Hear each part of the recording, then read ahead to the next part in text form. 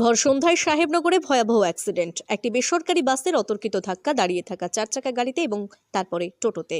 এই ঘটনায় বাসের ধাক্কায় দুমড়ে মুচড়ে যায় টোটোটি। যদিও টোটো চালক আহত হয়েছেন, কিন্তু বাসে যাত্রী না থাকায় তেমন কারো ক্ষতি হয়নি। এই ঘটনার পরে চাঞ্চল্য ছড়িয়েছে এলাকায়। প্রত্যক্ষদর্শীরা জানান বাসটি খুবই গতি, হয়তো সেই কারণেই নিয়ন্ত্রণ হারিয়ে 4 চাকা ও টোটোতে ধাক্কা মারে। এই ঘটনায় কিছুক্ষণ পরে সাগরপাড়া থানার পুলিশ পৌঁছায় এবং পরিস্থিতি নিয়ন্ত্রণে আসে। ব্যুরো রিপোর্ট, গ্রাম বাংলা নিউজ। কিভাবে অ্যাক্সিডেন্টটা হলো? আমরা এই সাদ্দাম ভাইয়ের দোকানের পাশে কথা বলছিলাম, আমরা বন্ধু আমরা গাড়িতে বসছিলাম, অমনি এসে পেছন থেকে মেরেছে, মারার পরে মারুতিওয়ালাকে মেরেছে, এই টোটোওয়ালাকে মেরে এই গাড়িতে অ্যাক্সিডেন্ট করার পরে টোটোওয়ালা বেঁচেছে, নাহলে উড়িয়ে যেত টোটোওয়ালা। টোটোওয়ালা কি রাস্তার মাঝে ছিল না সাইডে? টোটোওয়ালা যাচ্ছিল।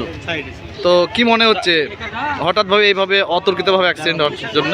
ড্রাইভার মানে কিছু এখন নেশা করেছে মনে হয়, এসে পেছন থেকে এসে আমার গাড়িকে মারার পরে টোটোওয়ালাকে মারা। এই ঘটনায় কি কেউ আহত হয়েছে?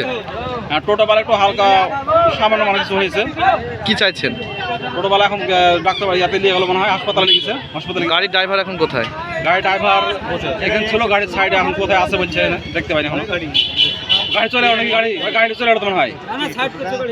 আমরা ক্ষতিপূরণ চাইছি।